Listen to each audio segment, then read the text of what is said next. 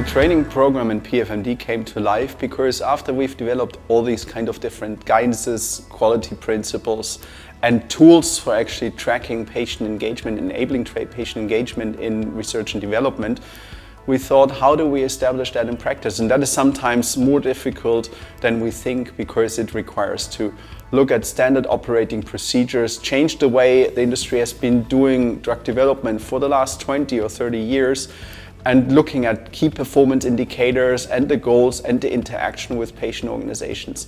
And in practice, that's not easy. You need to adapt the way you listen to patients, adapt the way you develop your clinical development plans, and so on. And that's where the training comes in, and that's why we in PFMD want to actually establish a training and are at the moment setting it in practice, that we can train people in the pharmaceutical industry from different departments about how to engage with patients, why does it count for their own work, how do they establish that in the work that they are doing, and so on. All that will be covered by the training, which will be done by patient advocates, industry representatives, and other very knowledgeable people in the field. The PFMD training is created in a co-development process where actually patient advocates, industry representatives, and other stakeholders, like for example people from regulatory authorities and so on, contribute to the process.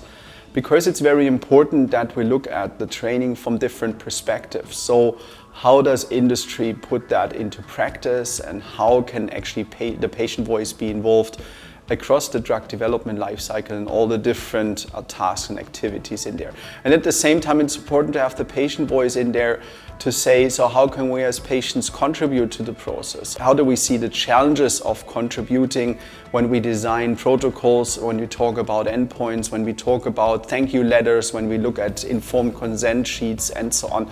There's a lot of experience in the patient community. And of course, there are regulatory questions as well. And that's why in creating this training program, it's very important that all the different stakeholders contribute in the co-creation process, that it's an all-encompassing when it's being deployed. And this just reflects the co-creation process that we have in PFMD anyhow for anything we do, from the quality principles and other activities. It's always the different stakeholders that work together to create something, both from a conceptual as well as from a production side.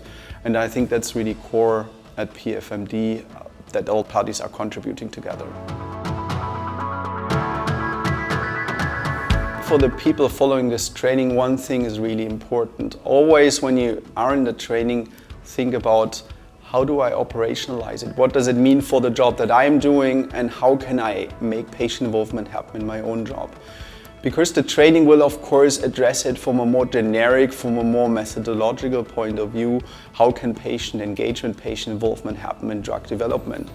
But then reflect it on your own job. Think about what I do day by day. How can I involve patients? How can I go the extra mile to get the patient voice involved in the work I do, and how does that impact the decisions that are being taken in my day-to-day work? I think it's very important to operationalize the things that you learn in this training, because it only works if we really make patient engagement, patient involvement happen, and if we act upon the advice that the patient advocates are giving in the consultation process.